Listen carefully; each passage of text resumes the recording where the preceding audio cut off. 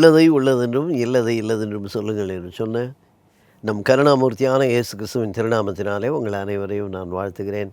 நம்பிக்கை தொலைக்காட்சி நேயர்களுக்கும் பார்வையாளர்களுக்கும் என்னுடைய வாழ்த்துதலை தெரிவித்துக் கொள்கிறேன். இந்த நிகழ்ச்சி எதை குறித்து என்ன அப்படின்னு பார்த்தீங்கன்னா, புரிந்தும் புரியாமலும் அறிந்தும் அறியாமலும் அப்படின்னு பல இறை செய்திகள் அல்லது வேத வசனங்கள், அது நார்மலாக கிரே ஷேட்ஸ் அப்படின்னு சொல்லுவாங்க. கருப்பும் இல்லாமல் வெள்ளையும் இல்லாமல் இருப்பது சாம்பல். அதனால் அந்த சாம்பல் சத்தியங்கள் அல்லது சாம்பல் சிந்தனைகள் அப்படின்ற மாதிரி நாம் இன்றைக்கி பார்க்க இருக்கோம். இதில் சில வசனங்கள் எதற்காக சொல்லப்பட்டது, அதன் அடிப்படை என்ன, அதனுடைய ஆளுமை என்ன, ஆழமான பொருள் என்ன, மறைபொருள், the hidden secrets of the word of God, இப்படியாக பல காரியங்களை நம்ம சிந்திக்க இருக்கோம். அதில் முதலில் நாம் தெரிந்து கொள்ள எடுத்துக்கொண்ட ஒரு தலைப்பு என்ன அப்படின்னா, த கிராஸ் அண்ட் யோக், சிலுவையும் நுகமும். இந்த நுகம் வேறு, சிலுவை வேறு. நுகம் என்பது என்ன, சிலுவை என்பது என்ன? சிலுவையை சுமப்பதற்கு முன்பாக, சிலுவையை ஏற்றுக்கொள்வதற்கு முன்பாக, சிலுவையில் அறையப்பட்டு மரிப்பதற்கு முன்பாக சிலுவையை குறித்து இயேசு கிறிஸ்து பேசினார். சீஷர்களிடம் சிலுவையை எடுத்துக்கொள்ளுங்கள், அவனவன் தன் தன் சிலுவையை எடுத்துக்கொண்டு. புரிஞ்சிருக்குமா புரிஞ்சிருக்காதா? அந்த நேரத்தில் சீஷர்களுக்கு எதுக்கு ஒரு சிலுவை எடுக்க சொல்கிறாரு? நமக்கு சிலுவை என்ன என்பது தெரியும். இயேசு கிறிஸ்து சிலுவையில் நமக்காக தம்மையே தியாகமாய் ஒப்பு கொடுத்தார் என்பதை அறிந்தவர்கள் நாம். அதனால் நமக்கு சிலுவை என்னதான் நேரடியாக நம்ம ஜீசஸை கனெக்ட் பண்ணிப்போம். சிலுவை என்றாலே இயேசு என்கின்ற அப்படிப்பட்ட ஒரு ஆழமான சத்தியத்திற்குள்ளாக நாம் இருக்கிறோம். ஆனால் அன்றைய காலகட்டத்தில் இயேசு கிறிஸ்துவோடு இருந்த சீஷர்கள் வெரி வெரி லீஸ்ட் பீரியட், ஏன்னா 3.5 வருஷம், அந்த 3 வருட காலங்களிலே அவரோடு இருக்கும்போது, அதுவும் ஆரம்ப நாட்களிலேயே சிலுவை பற்றி சொன்னார் அப்படின்போது அவங்களுக்கு புரிஞ்சிருக்குமான்றதே ஒரு சந்தேகத்துக்குரிய காரியமாக இருக்கிறது. இதெல்லாம் எதுக்கு எடுத்துகிட்டு வர சொல்கிறாரு? இது கொலை கருவியாச்சு, இதை குற்றவாளிகளுக்காக ரோம சாம்ராஜ்யத்திலே வைக்கப்பட்ட ஒரு பனிஷ்மெண்ட் டூல், இதை எதுக்கு நம்ம எடுத்துகிட்டு வர சொல்கிறாருன்னு கூட யோசித்திருக்கலாம். அல்லது அவர்களுக்கு அவர் அதிகமாக விளக்கங்கள் சொன்னதை குறித்து நம் வேதத்தில் இல்லாமல் போயிருக்கலாம். எப்படியோ, ஆனால் 2 காரியங்களை நாம் தெளிவாய் கற்றுக்கொள்ள முடியும். என்ன அப்படின்னு பார்த்தீங்கன்னா, நுகம் என்பதை குறித்து நாம் மத்தேயு 11ஆம் அதிகாரத்திலே, வருத்தப்பட்டு பாரம் சுமக்கிறவர்களே நீங்கள் எல்லாரும் என்னிடத்தில் வாருங்கள், நான் உங்களுக்கு இளைப்பாறுதல் தருவேன் அப்படின்னு சொல்லிட்டு, அந்த இளைப்பாறுதல் தருவேன் என்று சொன்னவர் என்ன செய்யணும்னு சொல்கிறார். அதுதான் நம்ம இங்கே அந்த வசனத்தில் என்ன பார்க்குறோன்னா, நான் சாந்தமும் மனத்தாழ்மையுமாக இருக்கிறேன், என் நுகத்தை உங்கள் மேல் ஏற்றுக்கொண்டு என்னிடத்தில் கற்றுக்கொள்ளுங்கள், அப்பொழுது உங்கள் ஆத்துமாக்களுக்கு இளைப்பாறுதல் கிடைக்கும். அது மட்டுமல்ல, என் நுகம் மெதுவாயும் என் சுமை லகுவாயும் இருக்கும். இதுதான் யோக். நுகம் என்பது என்ன? ஒரு வண்டி இழுக்கிற ஒரு மாடு, அந்த வண்டியை இழுப்பதற்கு அந்த மாட்டு வண்டியிலே ஒரு கட்டை அந்த ஷோல்டர் மேலே அப்படி வைக்கப்பட்டிருக்கும். அது இழுத்து செல்வதற்காக அதை வைப்பது. வண்டிக்கு பின்னால் எதை ஏற்றுகிறோமோ அது சுமை. ஆனால் இயேசு கிறிஸ்து சொல்கிறாரு, உங்களுடைய இளைப்பாறுதலுக்கு இது 2ம் இருக்குது, அதில் 2மே மெதுவாயும் லகுவாயும் இருக்கிறது என்று இங்கே சொல்கிறார். மார்க்கு 8:34, மத்தேயு 11:29, இந்த 2துலேயும் நம்ம சிலுவைக்கும் நுகத்திற்கும் உள்ள வித்தியாசத்தை நம்ம பார்க்கலாம். வசனத்தின் அடிப்படையில் பாருங்களேன். இங்கே என்ன சொல்லுது? மார்க்கில் சிலுவையை எடுத்துக்கொண்டு என்னை பின்பற்ற கடவன், ஃபாலோயிங் கிரைஸ்ட். மத்தேயுவில் என்ன சொல்லுது? என் நுகத்தை உங்கள் மேல் ஏற்றுக்கொண்டு என்னிடத்தில் கற்றுக்கொள்ளுங்கள். அப்போ அது லேர்னிங். அதே போல் இங்கே சிலுவையை எடுத்துக்கொண்டு அது வந்து கேரியிங், நுகத்தை ஏற்றுக்கொண்டு, அக்செப்டிங். அதே போல் ஜீவனை இழந்தாலும் ரட்சித்துக் கொள்வான் என்று சிலுவை குறித்து சொல்லப்படுகிறது. Saved of the world. அதே போல் ஆத்துமாவுக்கு இளைப்பாறுதல் கிடைக்கும் என்று சொல்லும்போது ரெஸ்டார்ட் இன் த வேர்ல்டு. அது இளைப்பாறுதல், உலகத்தில் இளைப்பாறுதல். கலாத்தியர் 5:2 கிறிஸ்து நமக்கு உண்டாக்கின சுயாதீன நிலைமை என்பது சிலுவையினால் கிடைத்தது. சிலுவையை இழந்தால் அடிமைத்தனத்தின் நுகத்திற்கு உட்படுவோம். அப்போ பாருங்கள், சிலுவையை இழந்தால் அடிமைத்தனத்தின் நுகம். அப்போ ஒன்றோட ஒன்று இன்டர் கனெக்டடாக இருக்குது. இரண்டுக்கும் வித்தியாசம் இருக்கிறது. இரண்டும் நமக்கு தேவை.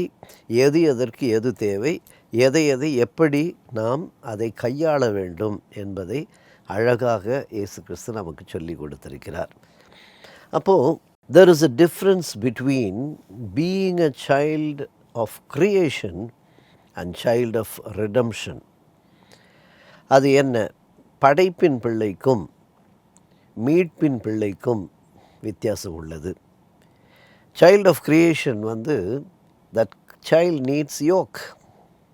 அதே போல் child of redemption needs cross. படைப்பின் பிள்ளைக்கு தேவை நுகம், மீட்பின் பிள்ளைக்கு தேவை சிலுவை. அதை தான் நம்ம கலாத்தியர் 3:26 நம்ம பார்க்குறோம். வாழ்ந்து சாவதற்கு நுகம், வாழ்ந்து சாக நுகம், பிழைத்து உயிர்த்தெழ சிலுவை, பிழைத்து உயிர்த்தெழ சிலுவை. For life and death is yoke. For life and death yoke. For redemption and resurrection cross. இதான் ரெண்டுத்துக்கும் உள்ள வித்தியாசங்கள். அப்போது mark 8:31-32 began to teach, began to rebuke, he rebuked அப்படின்னு வருது. 31ஆம் வசனம் பாருங்கள். மார்க் 8:31 போதிக்க தொடங்கினார் அப்படின்னு இருக்கும். அதே இயேசு அவரை கடிந்து கொண்டார் அப்படின்னு இருக்கும். அப்போ இங்கே என்ன அது அப்படின்னு பார்க்கும்போது இயேசு கிறிஸ்து என்று அறிக்கை செய்தவர் தான் பேதுரு. இயேசுவை கிறிஸ்து என்று அறிக்கை செய்தவர் பேதுரு. இயேசுவை கடிந்து கொண்டார். மரணத்தையும் உயிர்த்தெழுதலையும் ஏற்றுக்கொள்ள மனமில்லாமல் இருந்தார். மரணம் அது நுகம், உயிர்த்தெழுதல் அது சிலுவை. சிலுவை நமக்கும் நம்மை பிறர்க்கும். சிலுவையில் முக்கியத்துவம் அந்த சிலுவையில் மரித்தவரை மறந்துவிடும் அளவிற்கு கொண்டு செல்லாமல் நாம் பார்த்து கொள்ள வேண்டும். அது என்ன? we should not become so preoccupied with the cross that we miss the person who died on it. அதில் மரித்தவரை மறந்துவிட்டு அவர் மரிப்பதற்கு ஏதுவாக இருந்த சிலுவையை பற்றி கொள்வது அல்ல. அதனால் அது மிக அழகாக நமக்கு ஆண்டவரால் விளக்கப்பட்ட ஒரு சத்தியம். 2 கொரிந்தியர் 4:20 பார்த்தீங்கன்னா, கர்த்தராகிய இயேசுவினுடைய ஜீவன் எங்கள் சரீரத்திலே விளங்கும்படி இயேசுவின் மரணத்தை எப்பொழுதும் எங்கள் சரீரத்தில் சுமந்து திரிகிறோம். இந்த வசனம் ரொம்ப ஆழமான ஒரு வசனம். அடிக்கடி நான் அதை தியானிக்கும் போதெல்லாம் யோசிப்பேன். நான் முதலிலே இதை படித்த பின்பு இதை திரும்ப படித்து திரும்ப நான் தியானித்து அதில் நிறைய ரெவலேஷன்ஸ் எனக்கு கிடைச்சிது. சாதாரணமாகவே யோசிச்சு பாருங்களேன், ஒரு மனிதன் உயிரோடு இருக்கணும்னா அவன் உடம்பில் என்ன இருக்கணும்? ஜீவன் இருக்கணும். ஆனால் இங்கே என்ன சொல்கிறார்? மரணம் இருக்கணுன்றார். அந்த மரணம் இருக்கணும்னா எப்படி? அங்கே அழகாக எங்கள் சரீரத்திலே ஜீவன் விளங்கும்படி இயேசுவின் மரணத்தை எப்பொழுதும் சுமந்து திரிகிறோம். திரிவதுனால என்ன? உலகமெங்கும் போய் நற்செய்தியை அறிவிப்பது. இந்த உலகமெங்கும் போய் நற்செய்தியை அறிவிப்பதற்கு நாம் எதை சுமந்து கொள்ள வேண்டும் என்றால், இவருடைய மரணத்தை சுமந்து கொள்ள வேண்டும். மரணத்தை ஏன் சுமந்து கொள்ள வேண்டும் என்றால், நான் அவருடைய ஜீவன் என்னில் விளங்க வேண்டும் என்றால், அவருடைய மரணமும் நான் சுமந்து கொள்ள வேண்டும். அப்போ சிலுவையை பற்றிய அழகான ஒரு விளக்கம். கொலோசையர் 2:20-23 பார்த்தீங்கன்னாக்கா, கிறிஸ்துவுடன் உலகத்தின் வழிபாடுகளுக்கு மரித்ததுண்டானால் இன்னும் உலக வழக்கத்தின்படி பிழைக்கிறவர்கள் போல மனுஷனுடைய கற்பனைகளின்படியே போதனைகளின்படியும் நடந்து, தொடாதே, ருசி பாராதே, தீண்டாதே என்கிற கட்டளைகளுக்கு உட்படுவது இவை எல்லாமே அழிந்து போகும் என்று சொல்லப்படுகிறது. இப்படிப்பட்ட போதனைகள் சுய இஷ்டமான ஆராதனையையும் மாயமான தாழ்மையையும் சரீர ஒடுக்கத்தையும், அது மட்டுமல்ல ஞானம் என்கின்ற பெயர் கொண்டிருந்தாலும் இவைகள் மாம்சத்தை பேணுகிறதற்கே ஒழிய மற்ற எதற்கும் அது பிரயோஜனம் படமாட்டாது என்று அழகாய் பவுலடிகளார் சொல்லுகிறார். 2 கொரிந்தியர் 5:14-15 அதில் பார்த்தோம்னா நமக்கு ஏனென்றால் அப்படின்னு இருக்கிறது. அதாவது பிழைத்திருக்கிறவர்கள் இனி எல்லாருக்காகவும் அப்படின்னு என்ன அர்த்தம்? தங்களுக்கென்று பிழைத்திராமல், ஒருவரே மரித்திருக்க அப்படின்னா தங்களுக்காக மரித்து எழுந்தவருக்கு என்று, எல்லாரும் மரித்தார்கள் என்றும் அப்படின்னா பிழைத்திருக்கும்படி அவர் எல்லாருக்காகவும் மரித்தார் என்று நிதானிக்கின்றோம். இந்த வசனம் இப்படியாக விளக்கப்படுகிறது. 2 கொரிந்தியர் 5:1 பூமிக்குரிய கூடாரமாகிய நம்முடைய வீடு அழிந்து போனாலும் கடவுளால் கட்டப்பட்ட கைவேலை அல்லாத நித்திய வீடு பரலோகத்தில் நமக்கு உண்டென்று அறிந்திருக்கிறோம். அறிந்திருக்கிறோம் தான் யூஸ் பண்ணியிருக்கேன். அந்த வேர்டு நிதானித்திருக்கிறோம் என்று அங்கே முடிக்கப்படுகிறது, இங்கே அறிந்திருக்கிறோம். அப்போ அறிந்து கொண்ட விஷயம் இது கன்ஃபர்ம்டு. நிதானிக்க வேண்டியது நுகம், அறிந்திருக்க வேண்டியது சிலுவை. இதுதான் கம்பேரிசன். நிதானிக்க வேண்டியது நுகம், அறிந்திருக்க வேண்டியது சிலுவை. அப்போ இந்த இடத்துல ஒரு அழகான ஒரு காரியத்தை நான் உங்களுக்கு சொல்லணும்னு நினைக்கிறேன். என்னுடைய ஃபேவரட் ரைட்டர் செல்வின் யூக்ஸ் அவர் நிறைய விஷயங்களை சொல்வார். 7 possible symbols of Christian faith. கிறிஸ்துவின் மேல் உள்ள அல்லது கிறித்தவ விசுவாசம், நம்பிக்கையில் 7 பொருட்கள், சாட்சி பொருட்கள் அல்லது 7 அடையாளங்கள் அப்படின்னு சொல்கிறார். 7 பாசிபிள் சிம்பிள்ஸ். இதெல்லாம் சொன்னால் இது கிறிஸ்தவம், இதெல்லாம் அடையாளம் கட்டினா இது கிறிஸ்து அப்படின்னு சொல்லும் விதமாக ஒரு 7 அடையாளங்களை அவர் சொல்லுகிறார். அது என்ன அப்படின்னு பார்த்தீங்கன்னாக்கா, அந்த மேஞ்சர் ஆஃப் பேபி ஜீசஸ், அந்த முன்னணை என்று சொல்கிறோமே, இயேசு கிறிஸ்துவை முதலிலே பிறந்தபோது குழந்தையாக வைக்கப்பட்ட அந்த முன்னணை, அதற்கு பின்பு தச்சு வேலை செய்த மேசை, ஏனென்றால் சிறு வயதிலே அவர் தந்தைக்கு உறுதுணையாக இருந்தது. அதுக்கப்புறம் அவர் ஞானஸ்நானம் எடுத்தபோது வந்த புறாவை போல, த டவ் ஆஃப் பேப்டிசம். அப்புறம் அவர் போதித்த கலிலேயா கடலில் இருந்த படகு, the first boat on the banks of Galilee. அப்புறம் the basin he use to wash the disciples, wash the foot of disciples, அதாவது சீஷர்களின் பாதங்களை அவர் கழுவியதற்காக பயன்படுத்திய அந்த சின்ன சிறு பாத்திரம். அப்புறம் the stone which was rolled away from the tomb, அவர் கல்லறையிலிருந்து புரட்டப்பட்ட கல். அதுக்கப்புறம் த ஹெவன்லி த்ரோன், பிதாவின் வலது பாரசத்திலே வீற்றிருக்கிறார் என்று சொல்லப்படுகிறோமே, அந்த ஒரு சிங்காசனம். ஆனாலும் அவர் அழகாக சொல்கிறாரு, instead of that he shows the cross.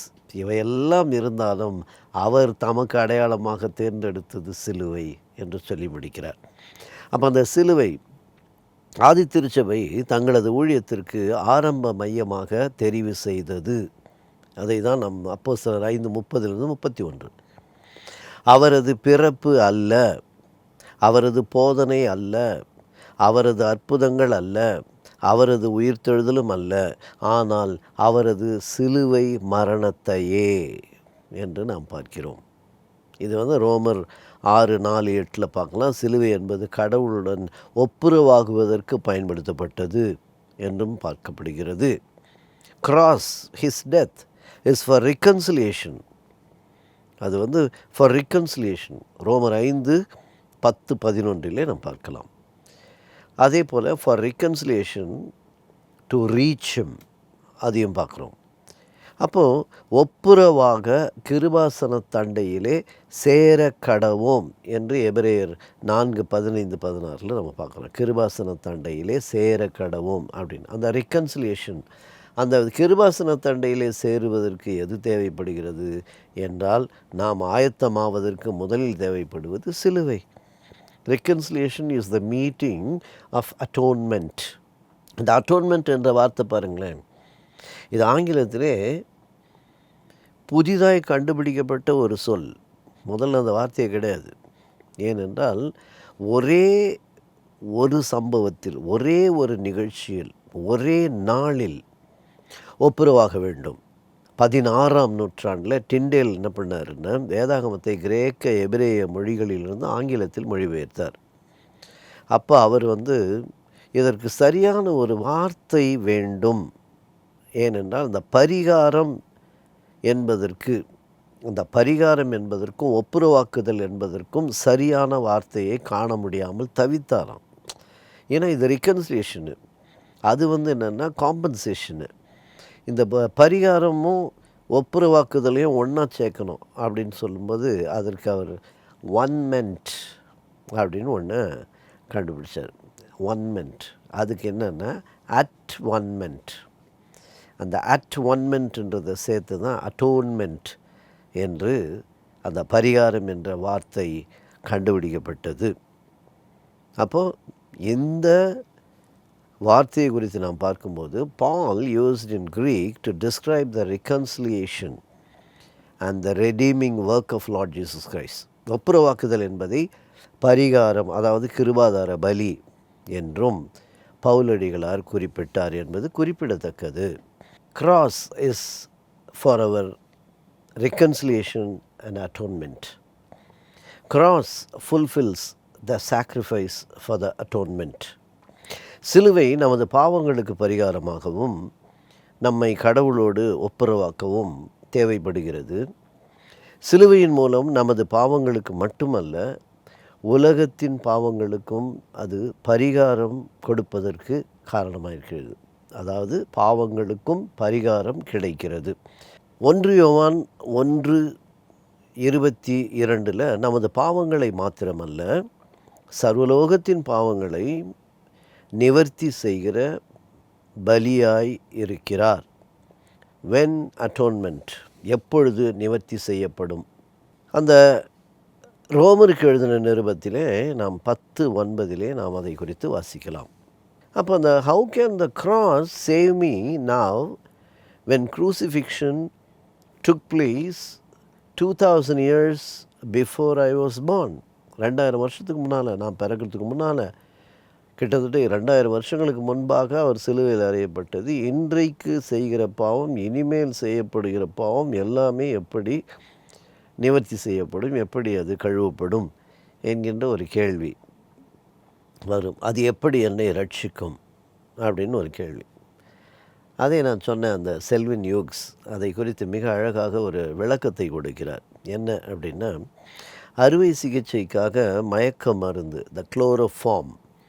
இந்த குளோரோஃபார்ம் நாம் பிறப்பதற்கு முன்பே கண்டுபிடிக்கப்பட்டது. ஆனால் அதன் பயனை நாம் இன்றும் அனுபவிக்கிறோம். அது நான் பிறப்பதற்கு முன்பாக யாருக்காகவோ கண்டுபிடிக்கப்பட்டது, அது எனக்கு தேவையில்லை என்று சொல்வதில் அர்த்தம் இருக்காது என்று அவர் சொல்லுகிறார். அப்போ பாருங்கள், it is always for us.